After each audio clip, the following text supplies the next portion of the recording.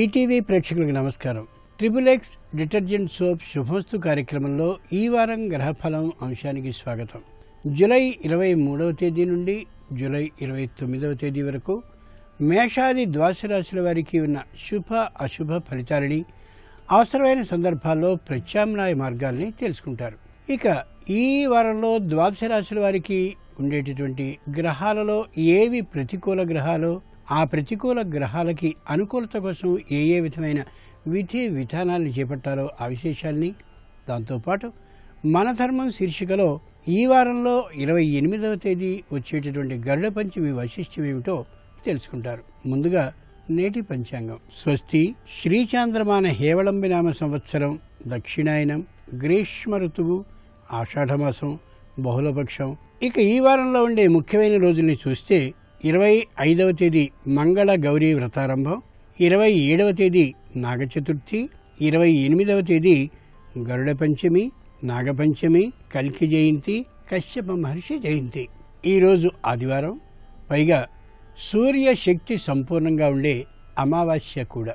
నమః పూర్వాయ గిరయే పశ్చిమాయాద్రయే నమః జ్యోతిర్గణానాం పతయే దినాధిపతయే నమః. అన్ని దిక్కుల్ని తన ప్రకాశంతో వెలిగిస్తూ ఉండేటటువంటి ఆ సూర్యభగవానుని సంపూర్ణ అనుగ్రహం అన్ని దిక్కుల్లో ఏ దిక్కుకైనా సరే ప్రయాణం చేసేటటువంటి మనకి, ఏదో కార్యానికి వెళ్లే మనకి అనుకూలత చేకూర్చాలని సూర్యభగవానుని ప్రార్థిద్దాం. ధ్యాయేత్ సూర్యమనంతకోటికిరణం తేజోమయం భాస్కరం భక్తానామభయప్రదం దినకరం జ్యోతిర్మయం శంకరం ఆదిత్యం జగదీశమచ్యుతమజం త్రైలోక్యచూడామణిం భక్తాభీష్టవరప్రదం దినమణిం మార్తాండమాద్యం శుభం భక్తాభీష్టవరప్రదం దినమణిం మార్తాండం ఆద్యం శుభం. ఇక క్రమంగా మేషాది ద్వాదశ రాశుల వారి ఫలితాలని పరిశీలిద్దాం. ముందుగా మేషరాశి. ఈ వారం మేషరాశి వారి ఫలితాలని పరిశీలించి చూస్తే వ్యాపారం చాలా చక్కగా నడుస్తూ ఉంటుంది. కొత్తమైనటువంటి ఆలోచనలు కలుగుతూ ఉంటాయి. నిర్మాణ రంగంలో ఉన్నటువంటి వారికి మంచి మంచి నిర్మాణాలు కలిగేటటువంటి అవకాశం ఏర్పడుతుంది. అనుమతులు లభిస్తాయి. ఎక్కువగా అమ్మకాలు జరిగే అవకాశం కూడా స్పష్టంగా కనిపిస్తోంది. తాంత్రిక రంగం అంటే ఇంజనీరింగ్లో ఉండేటటువంటి వారికి క్రొత్త అవకాశాలు ఉద్యోగ రూపంగా వచ్చేటటువంటి అవకాశం ఉంది.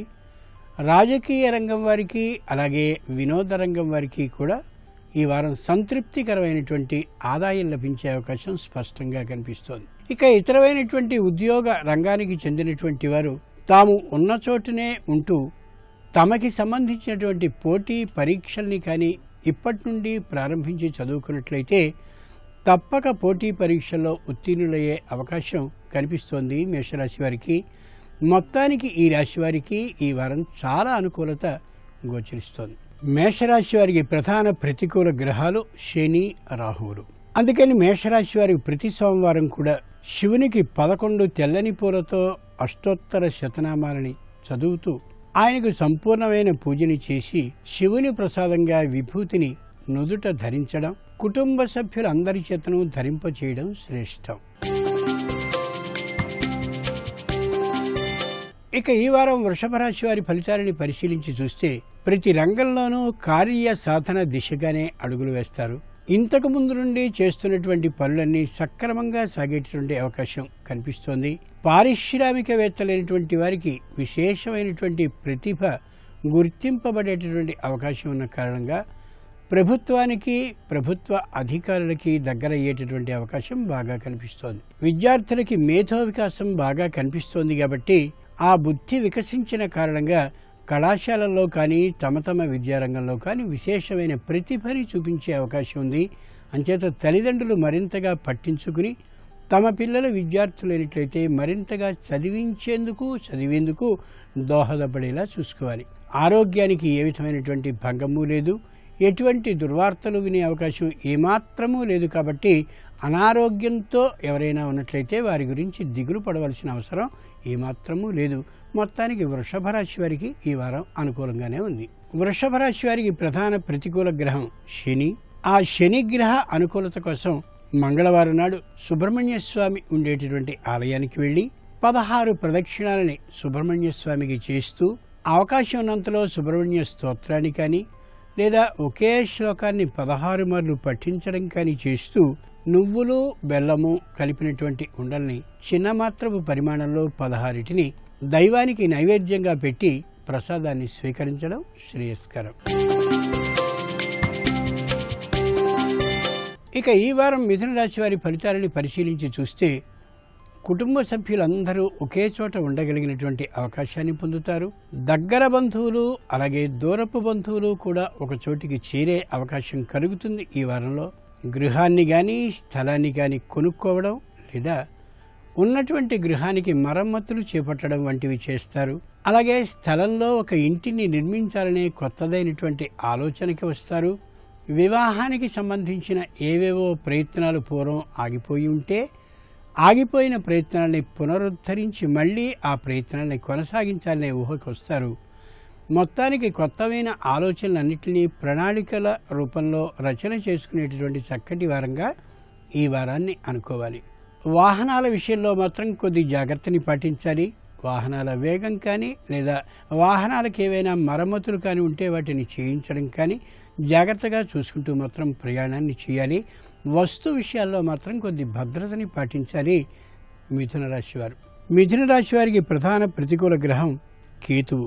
అంచేత మిథున రాశి వారు బుధవారం నాడు అన్నపూర్ణాదేవిని స్తుతిస్తూ అన్నపూర్ణమ్మ తల్లికి పుష్పాలతో హారాన్ని వేయడం కానీ లేదా పుష్ప పూజని కానీ చేసి అన్నపూర్ణ అష్టకాన్ని చదువుతూ ఆవునేతితో దీపాన్ని అమ్మవారికి ఎదురుగా ఉంచి ఆ దీపంతోనే ఆమెకు ఆరాధనని చేసి అన్నాన్ని నివేదనగా చేసి కుటుంబ సభ్యులందరూ ఆ అన్నాన్ని స్వీకరించడం ఉత్తమం.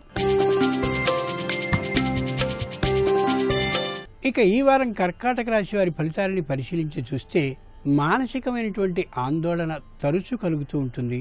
వెళ్ళబోయే పని జరుగుతుందా లేదా జరిగినటువంటి పక్షంలో ఏ విధంగా జరుగుతుంది అనే ఆ అసందిగ్ధ భావం కనిపిస్తూ ఉంటుందంటే సందేహంతో కూడినటువంటి ఆలోచన, నిశ్చయమైనటువంటి నిర్ణయం లేనటువంటి తనం కనిపిస్తూ ఉంటుంది. వ్యతిరేకత ఏం జరగదు కానీ జరుగుతుందేమో అనే భయం మాత్రం ఈ వారం అంతా ఉంటుంది. ఈ పని చెయ్యాలి ఆ పని చెయ్యాలి అనుకుంటూ ఏ పనిని సంపూర్ణంగా చేయలేని తనం ఈ వారంలో ఉండొచ్చు. అంత మాత్రం చేత దిగులు పడవలసిన అవసరం లేదు. చేయవలసిన పనులన్నిటినీ కొద్ది కొద్దిగా అన్నిటినీ చేస్తూ ఉంటారనే ఆ సంతృప్తితో ఈ వారం కర్కాటక రాశి వారు ఉండొచ్చు, అనుమానం లేదు. న్యాయస్థానంలో కూడా విజయ పథానికి అనుగుణంగానే ఈ వారం కర్కాటక రాశి వారికి వెళుతూ ఉంటుంది. కాబట్టి ఏ విధంగానూ దిగులు పడక్కర్లేదు. తాత్కాలికమైన మానసిక ఆందోళన మాత్రం ఉంటుందని గ్రహించగలగాలి. కర్కాటక రాశి వారికి ప్రధాన ప్రతికూల గ్రహం కేతువు. అంచేత కర్కాటక రాశి వారు సోమవారం నాడు శివ అభిషేకాన్ని లేదా అష్టోత్తర శతనామాలని చదువుతూ తెల్లనైనటువంటి పూలని శంకరునికి సమర్పిస్తూ కొబ్బరికాయని కొట్టి ఇంట్లో ఉన్నటువంటి వారు మాత్రమే ఆ ప్రసాదాన్ని స్వీకరించడం సర్వశ్రేయస్కరం. ఇక ఈ వారం సింహరాశి వారి ఫలితాలని పరిశీలించి చూస్తే తాము చేస్తున్నటువంటి ఉద్యోగం ఈ మధ్య మానివేయడం కానీ లేదా పెద్ద దీర్ఘకాలికమైనటువంటి సెలవు పెట్టి వెళ్ళడం కానీ చేసి ఉంటే తిరిగి ఉద్యోగంలో చేరడం ఉత్తమం. ఉద్యోగంలో కొనసాగడం మరింత అవసరం. తమ పిల్లలైన వారందరికీ కూడా చదువుల కోసం ఆర్థికమైన లోటు కనిపించే అవకాశం ఉంది. కాబట్టి రుణాన్ని చేయడం తప్పైన పని ఏమాత్రమూ కాదు. అమ్మకం ద్వారా వచ్చినటువంటి సొమ్ము స్పష్టంగా పిల్లల మీద ఖర్చు పెడుతూ ఉండాలి తప్ప నిర్మాణ రంగానికో మరో స్థలాన్నో పొలాన్నో కొనాలనేటటువంటి ఆలోచనతో దాని మీద పెట్టుబడి పెట్టడం శ్రేయస్కరం కాదు అని గ్రహించగలగాలి. రుణాన్ని ఎవరి నుండో అడిగినటువంటి సందర్భంలో ఖచ్చితంగా రుణం వస్తుందనే నమ్మకం లేదు. కానీ రుణం రావడానికి అవకాశం ఉంది కాబట్టి వీలైనంత వరకు ఆర్థికమైనటువంటి ప్రణాళికని తమ చేతిలో ఉన్న సొమ్ముకి అనుగుణంగానే వేసుకోవడం మంచిది తప్ప రుణం వచ్చినట్టయితే ఎంత వస్తుందో దానితో కలిపి అనేటటువంటి విధంగా ఆర్థికమైన ప్రణాళికని వేసుకోవడం ఈ మాత్రము సరికాదు. సింహరాశి వారికి ప్రధాన ప్రతికూల గ్రహం శని. సింహరాశి వారు మంగళవారం నాడు ఇంటికి నిమ్మకాయలతో దృష్టి దోషాన్ని తీసి ఆంజనేయునికి అరటి పండ్లతో చక్కనైనటువంటి అర్చనని చేయించి ఆ అరటి పండ్లని నివేదన చేసిన మీదట కుటుంబ సభ్యులందరూ స్వీకరించడం ఉత్తమం. ఇక ఈ వారం కన్యారాశి వారి ఫలితాలను పరిశీలించి చూస్తే తమకి తామే కొన్ని విధాలైనటువంటి నియమాలను ఏర్పాటు చేసుకోవాలి, కొన్ని ఆర్థికమైనటువంటి సర్దుబాట్లని కూడా చేసుకోగలగాలి, కొన్ని హద్దులు దాటకూడదు అనేటటువంటి ఆ నిబంధనని దంపతులుగా ఉన్న తాము ప్రత్యేకంగా ఒక నిర్ణయాన్ని చేసుకుని అమలు చేసుకునే తీరుగా ఉండాలి. కుటుంబాన్ని అంతటినీ ఒక పద్ధతిగా చేసుకోవాలని అనుకోవడం, అలాగే తాము ఏ సంస్థకి అధినేతలుగా ఉన్నారో లేక ఏ సంస్థలో పనిచేస్తున్నారో దానికి కొన్ని కట్టుబాట్లు నియమాలు అనేటటువంటి వాటిని చక్కగా ఏర్పాటు చేసుకునేందుకు ఈ వారం చాలా అనుకూలం. విచ్చలవిడితనంతో స్వేచ్ఛతో ఉండేటటువంటి ఆ అభిప్రాయాలని ఆలోచనల్ని పూర్తిగా తొలగించుకుని ఇలాంటి నియమాలు ఇలాంటి నిబంధనలు అనే చట్టంలో తమని తాము స్వయంగా ఉంచుకోవడం మంచిది.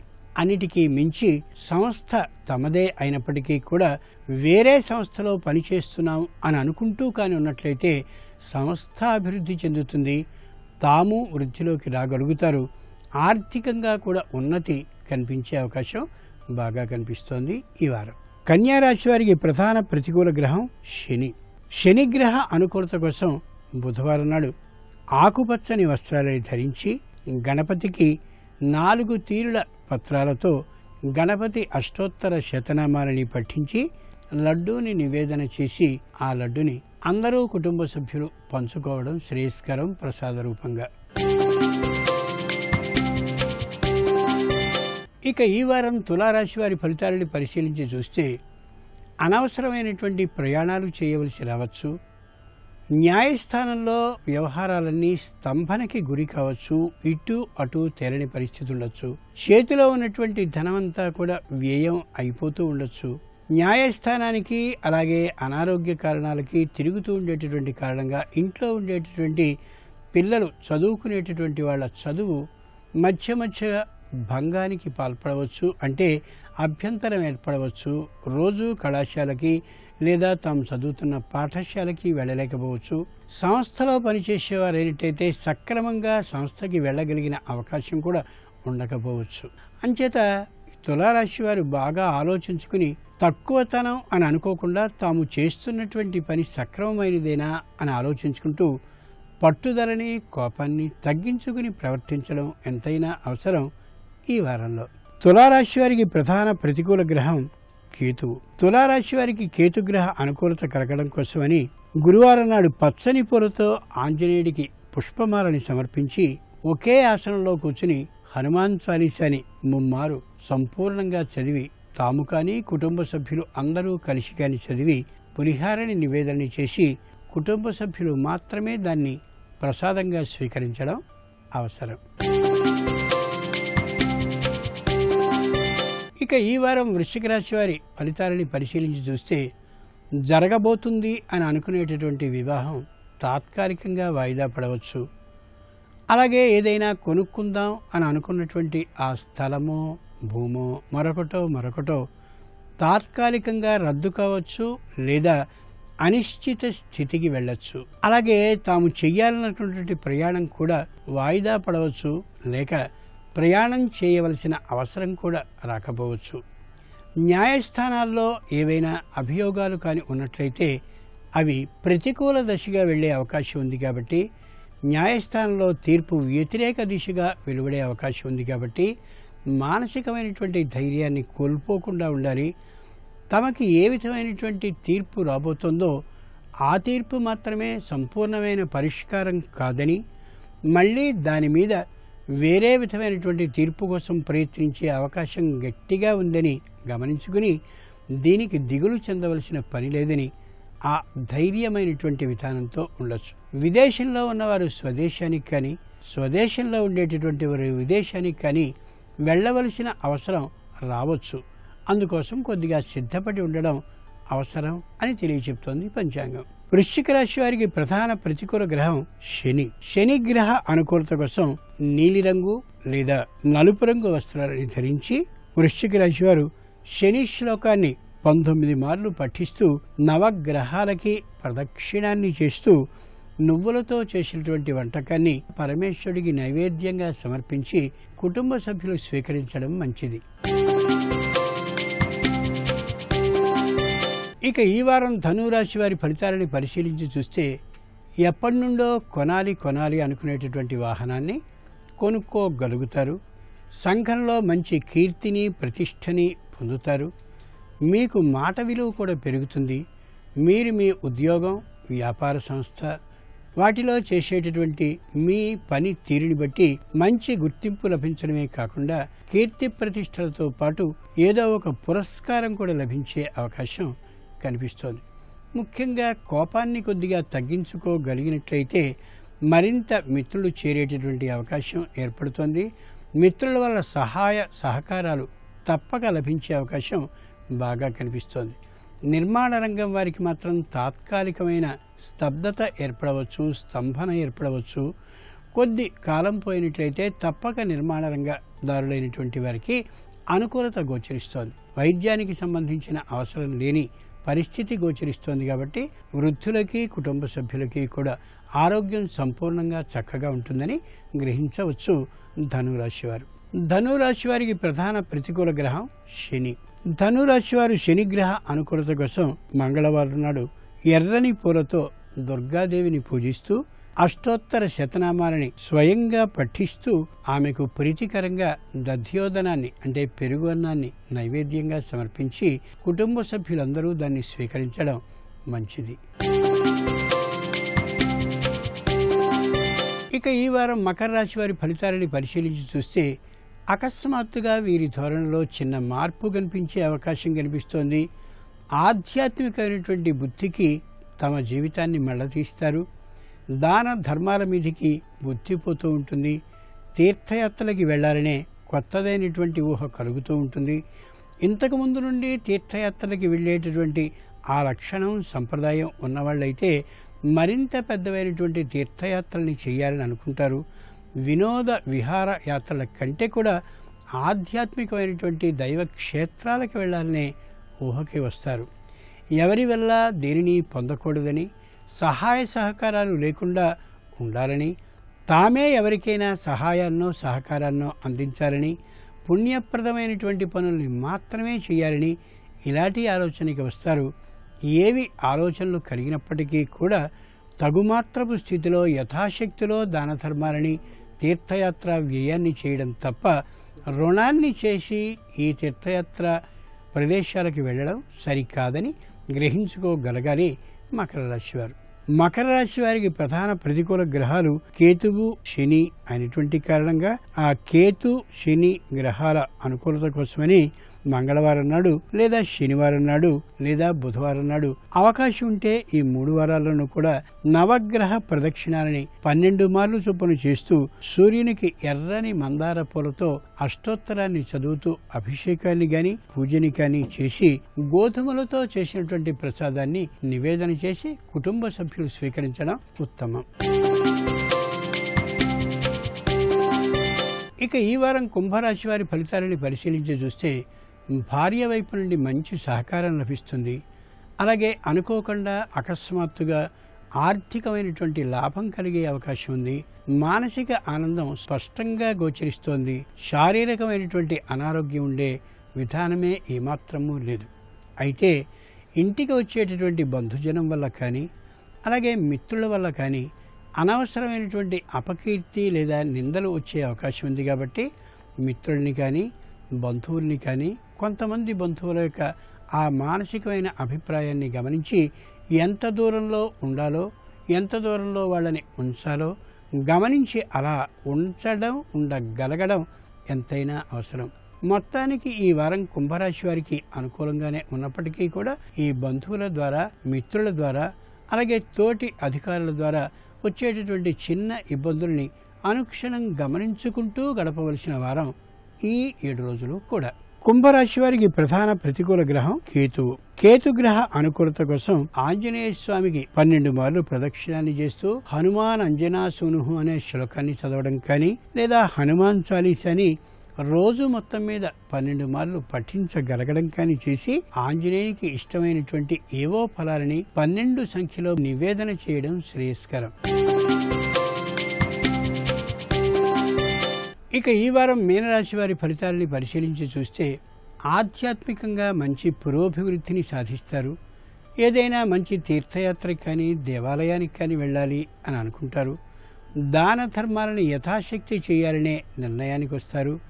ఇంట్లో ఉండేటటువంటి సభ్యులందరూ కూడా అనుకూలంగా ఉన్న కారణంగాను, కుటుంబం అంతా ఒక మంచి స్థాయికి వస్తూ ఉన్నటువంటి కారణంగాను సుఖ సంతోషాలతో గడపగలుగుతారు. ఇంట్లో ఉండేటటువంటి ఏదో కొంత మనస్తత్వానికి సంబంధించిన అభిప్రాయ భేదాలు ఒకప్పుడు ఉన్నటువంటి ఆ వాతావరణం ఉందో అది క్రమక్రమంగా తొలుగుతున్నటువంటి కారణంగా ఆ ఉన్నటువంటి పూర్వపు విశేషాలని బంధుగణం అందరికీ తెలియచేస్తూ విజయాన్ని సాధించామని కానీ, లేదా నష్టపోయి ఒక తీర్పుకి వచ్చామని కానీ వాటిని వివరించుకుని విశ్లేషించుకుని బంధువులందరికీ లేదా మిత్రులందరికీ చెప్పుకోవడం శ్రేయస్కరం కాదు.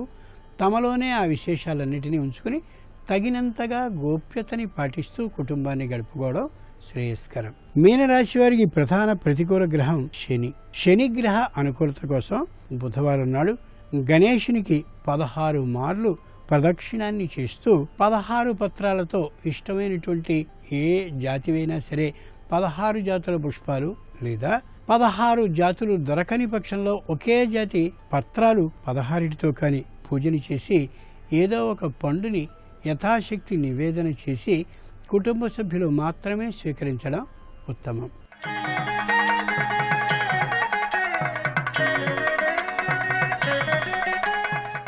మన ధర్మం శీర్షికలో శ్రావణ మాసం వచ్చినటువంటి శుద్ధ పంచమి అంటే శ్రావణ శుద్ధ పంచమి నాడు గరుడ పంచమి అని పిలువబడే పండుగ వస్తుంది. కాబట్టి గరుడ పంచమి ప్రాముఖ్యం ఏమిటో, ఆ రోజున ఏం చేయాలో ఆ విశేషాలను తెలుసుకుందాం. గరుత్మంతుడు పక్షిజాతికి రారాజు. విష్ణుమూర్తికి వాహనంగా నిరంతరం శ్రీహరి సేవా పరాయణుడుగా గరుత్మంతునికి ఎంతో ఘనత ఉంది. అపార శక్తియుక్తులకి అనితర సాధ్యమైనటువంటి వేగానికి గరుడు సంకేతం.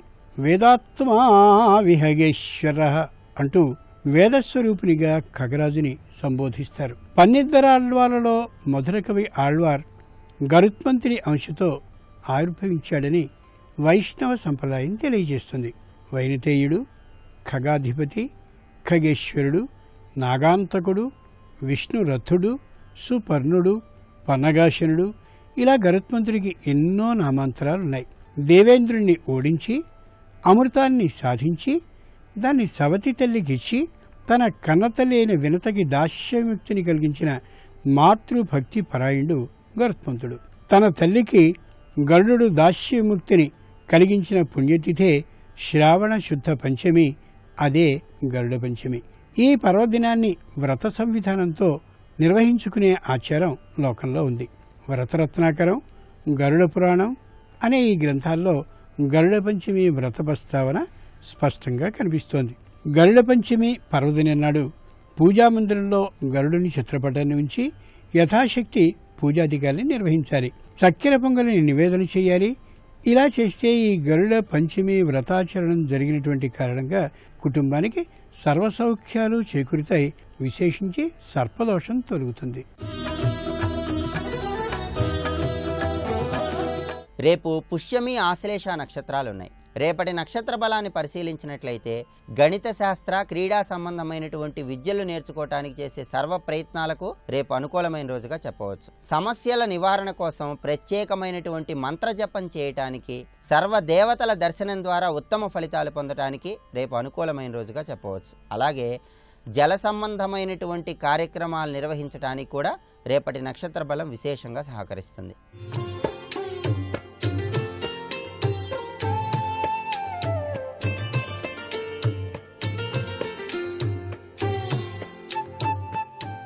XXX డిటర్జెంట్ సోప్ శుభమస్తు కార్యక్రమంలో గృహబలం అంశానికి స్వాగతం.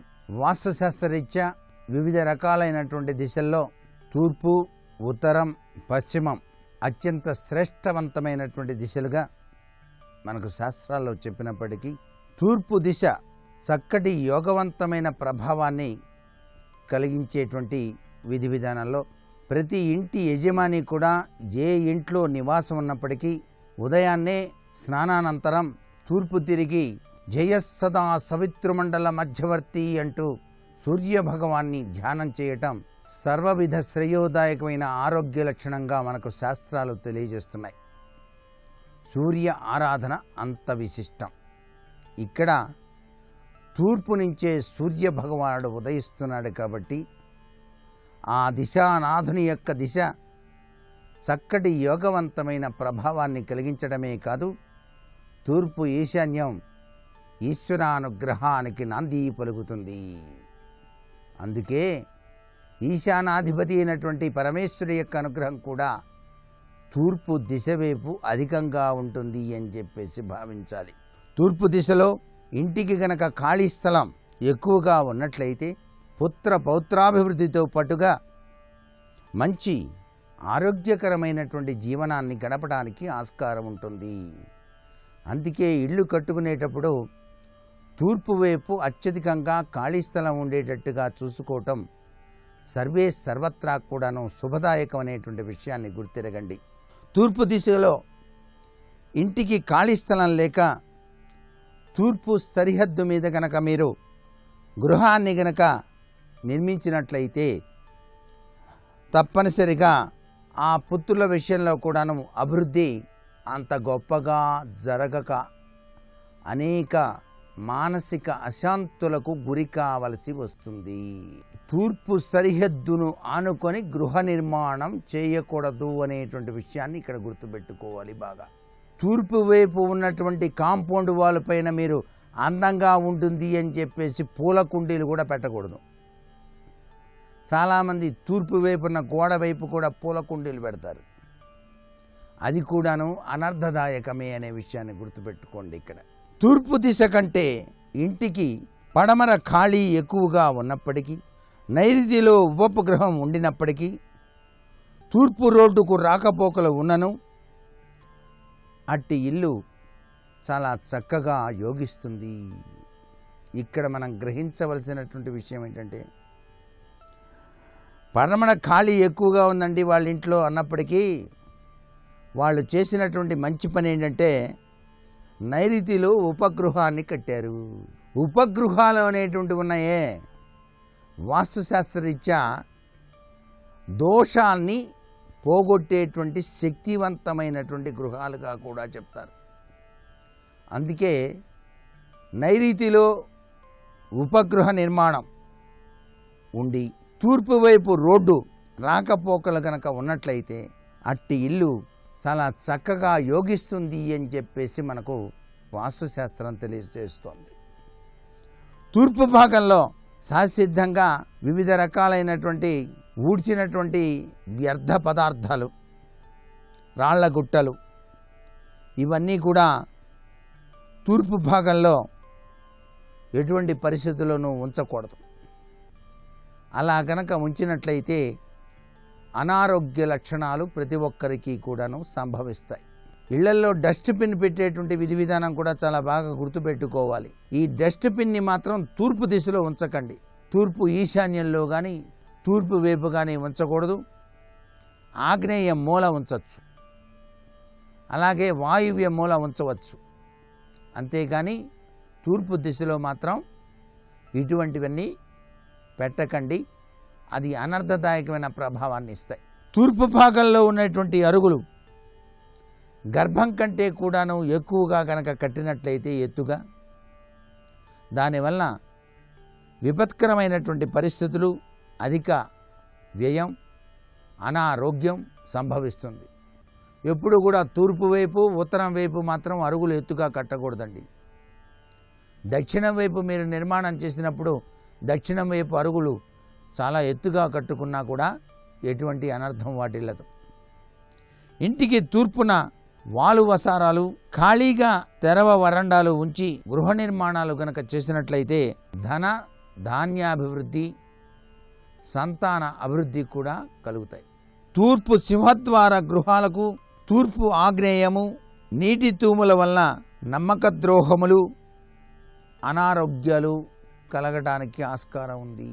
తూర్పు సింహద్వార గృహాలకు తూర్పు ఈశాన్య నీటి తూముల వల్ల పలుకుబడి, పురుషాధిక్యత, పిల్లలందరూ కూడా గౌరవ హోదాలతో జీవితాన్ని గడపడానికి ఆస్కారం ఉంది. ఇక్కడ ముఖ్యమైనటువంటి విషయం తూర్పు ఈశాన్యంలో నీరు పోయేట్టుగా ఏర్పాటు చేసుకోండి అని.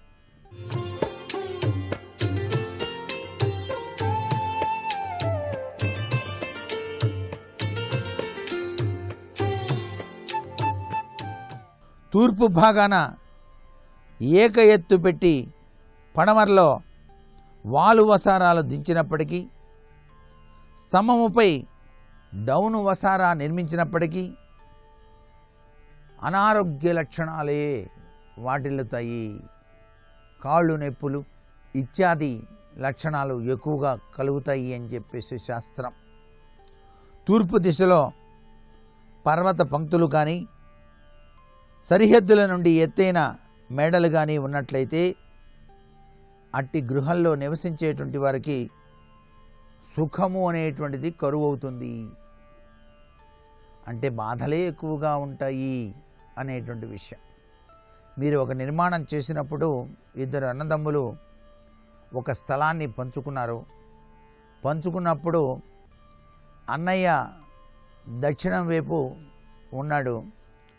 తూర్పు వైపు స్థలంలో కొత్తగా నిర్మాణం చేస్తున్నప్పుడు ఈ దక్షిణం కన్నా తూర్పు వైపు ఉన్నటువంటి తమ్ముడు అన్నయ్య కంటే ఎత్తుగా ఇల్లు కట్టాడు.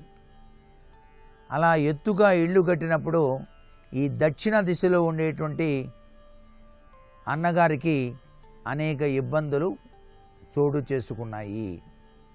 దీని యొక్క ప్రభావం నుంచి బయలుపడటం ఎట్లా?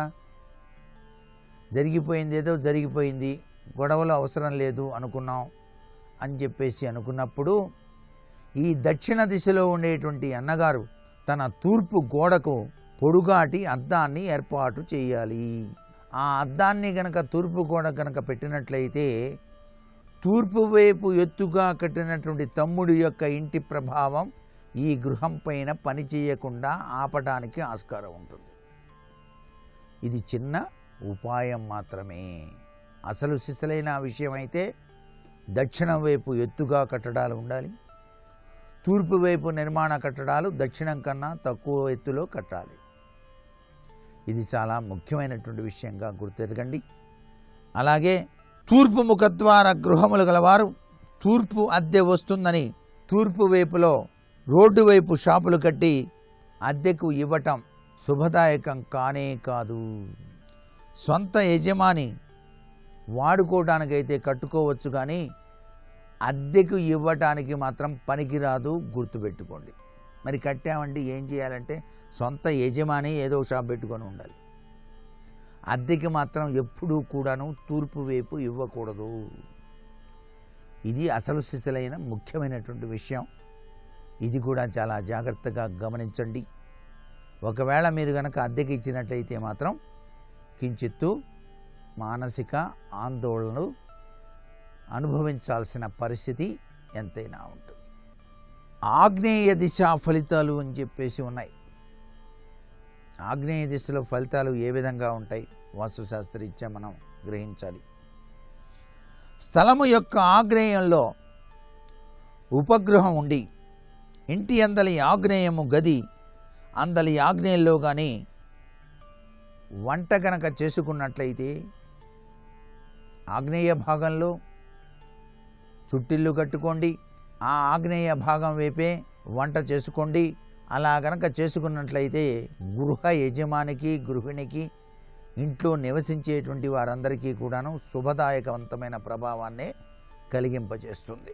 వంట ఆగ్నేయం సాధ్యపడలేదండి, నైరుతిలో ఉపగృహంలో మేము వంట చేద్దాం అనుకుంటున్నాం, నైరుతి గది అందరి ఆగ్నేయంలో కానీ ఏర్పాటు చేసుకుందాం అనుకుంటున్నాం అనుకున్నప్పుడు ఇది మధ్యమమైనటువంటి ఫలితాన్నే ఇస్తుంది. దక్షిణ సింహద్వారం కలిగిన వారు ఆగ్నేయంలో వంట సాధ్యపడకపోతే వాయువ్య గది అందలి ఆగ్నేయము వంట ఏర్పాటు చేసుకోవచ్చు, తప్పు లేదు. ఆగ్నేయ దిక్కు అన్ని దిక్కుల కంటే పల్లంగా ఉన్నప్పుడు, గోతులు నీటి ప్రవాహాలు ఉన్నట్లయితే ఎంత సంపాదించినా డబ్బు నిలవదు, రుణాలు చేయాల్సిన పరిస్థితి ఏర్పడుతుంది. తస్మాత్ జాగ్రత్త. మరికొన్ని ముఖ్య విషయాలు రేపటి శుభమస్తు కార్యక్రమంలో తెలుసుకుందామా? మరి సర్వే జనా సుఖినో భవంతు.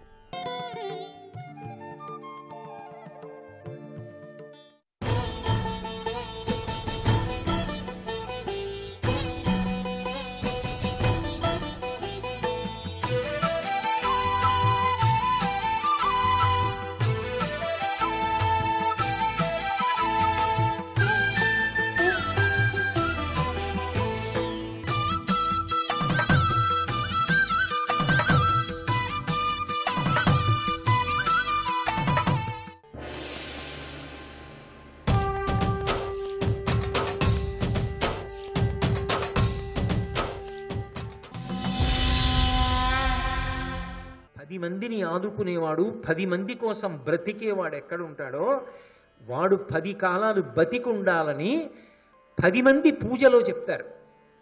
వాళ్ళ పూజ వాళ్ళు చేసుకుంటూ ఆయన 10 కాలాలు బతకాలి అని చెప్పుకుంటారు.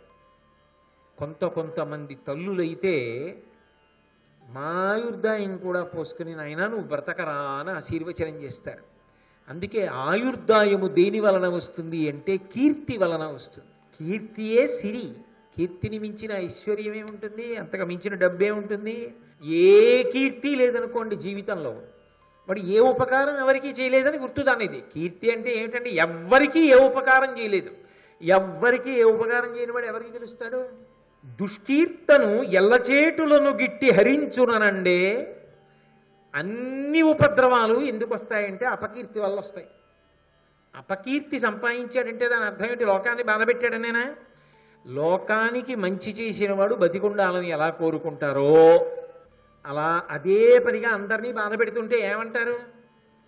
ఇంత చంపేస్తున్నాడు అందరినీ బా అని 10 మంది నమస్కారాలు పెడితే వాడికి కీడు వస్తుందా రాదా?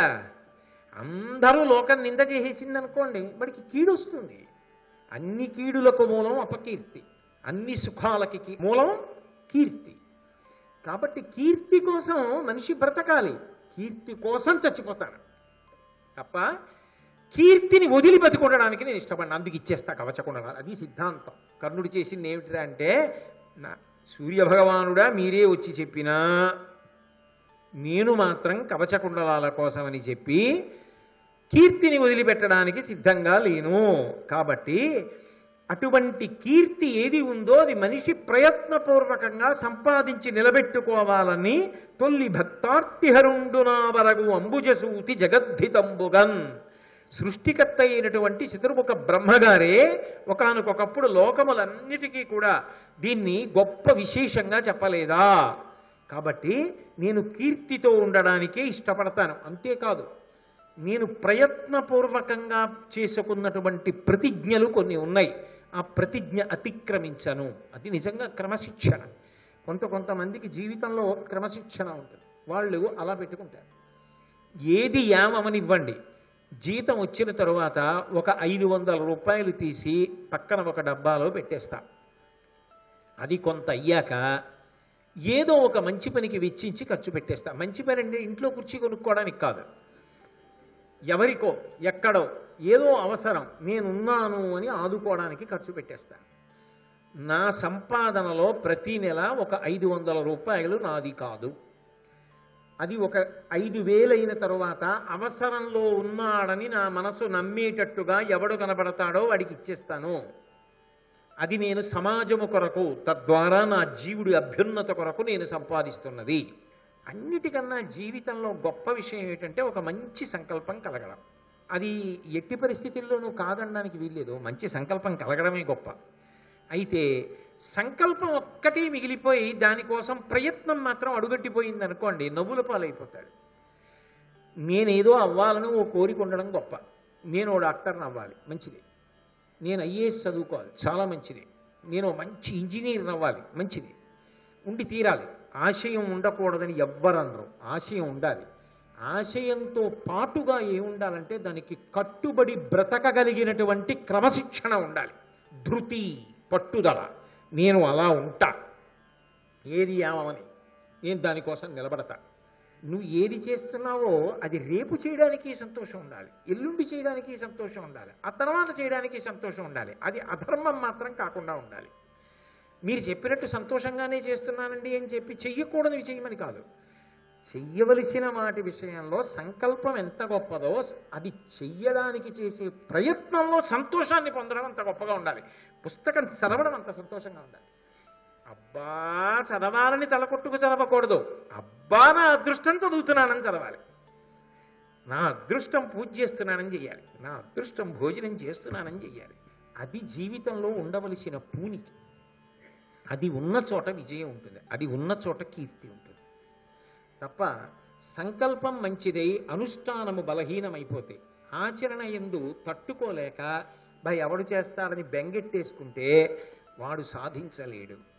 చెయ్యడంలో సంతోషంతో దానికోసం సాధన చేసిన వాడెవడో వాడే కృతకృత్యుడై కీర్తిని సంపాదించి చాలామందికి ఆదర్శప్రాయుడవుతాడు. ఇదొక్కటి జీవితంలో పట్టుకోగలిగితే మీరు అనుకున్నది మీరు కాగలరు. ఇదొక్కటి చేత కాకపోతే జీవితంలో పక్కన ఉన్న హుండీలో 10 రూపాయలు పెట్టి ఇంకోటికి ఇవ్వడం కూడా సాధ్యం కాదు. కాబట్టి మనిషికి సంకల్పం ఉండాలి. ఆ సంకల్పము చేత అన్ని అవసరముల కన్నా అవసరం కూడా కావాలి. అందుకని నాకు కొన్ని ప్రతిజ్ఞలు ఉన్నాయి. ఆయన అన్నాడు, ఒకటి కాదు సూర్యభగవానుడా, ఇంకా చాలా ఉన్నాయి నాకు, విను ఒక్కసారి చెప్తాను అని చెప్తున్నాడు. దానం చేసే వేళ ఒకటి ఉంటుంది. ఆ వేళలో శక్తి వంచన లేకుండా దానం చేస్తా. 2, శత్రువు ఎంత బలవంతుడైనా యుద్ధ భూమిలోకి వెళ్ళాక సంహరించడానికే ప్రయత్నిస్తాను. వాడు బలవంతుడని మాత్రం యుద్ధం చేయకుండా పారిపోను. యుద్ధం చేశాక తర్వాత వేరే విషయం.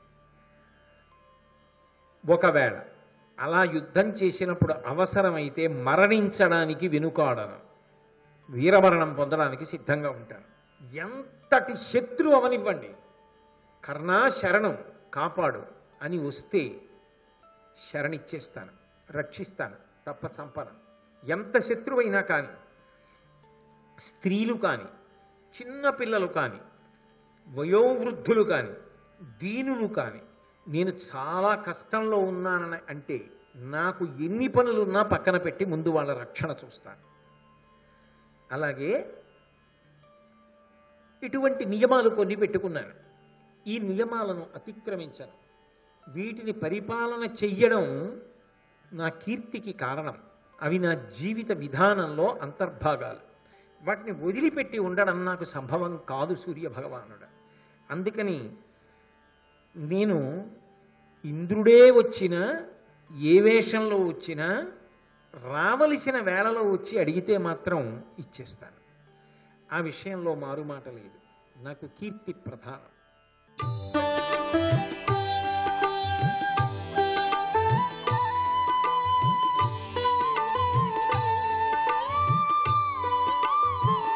సర్వం శ్రీ ఉమామహేశ్వర పరబ్రహ్మార్పణమస్తు.